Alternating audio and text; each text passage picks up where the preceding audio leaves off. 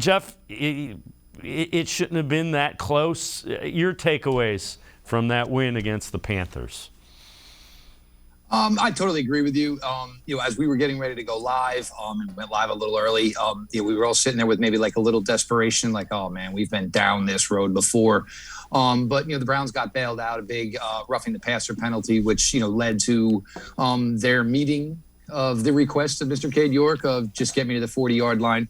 Ironically enough, Cade had spoke about the fact that he had a rough warm-up process. So, anytime we get a beat writer saying that maybe Cade York was off during pregame warm-ups, I think we'll maybe let that one slide for now.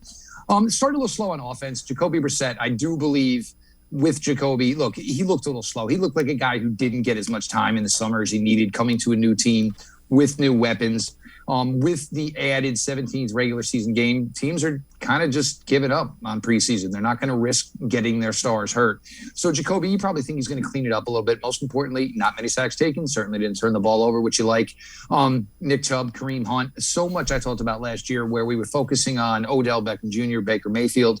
Not enough thought was given to the fact that, Kareem Hunt missed a significant amount of time, 9 games. He is one of the integral pieces to this offense. Lined up as a wide receiver yesterday, a slot receiver, fullback in certain instances. He is one of their best skill players. Get him on the field as much as possible.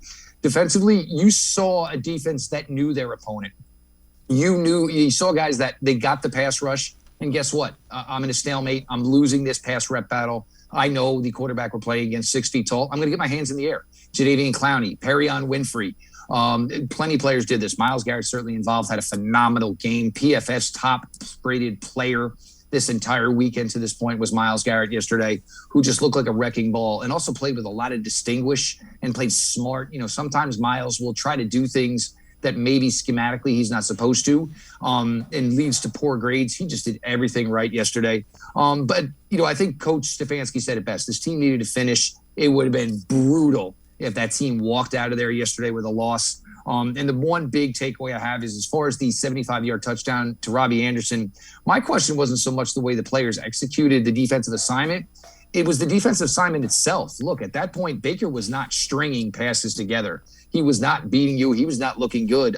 I would have went to 4, dropped 7, cover 3, cover 4, and said, look, I don't have the faith in you to put together a 12-play drive to beat me. So I'm going to play a little bit off coverage. My pass rush has been getting it done all day. Got an opportunity. Robbie Anderson, kind of a one-trick pony. He hit his one trick. 75 yards. It got the game a lot tighter than I think the Browns wanted it to be. That entire locker room needed to have the understanding that this team can tread some water until Deshaun Watson is ready to go. And I think they proved that to themselves yesterday.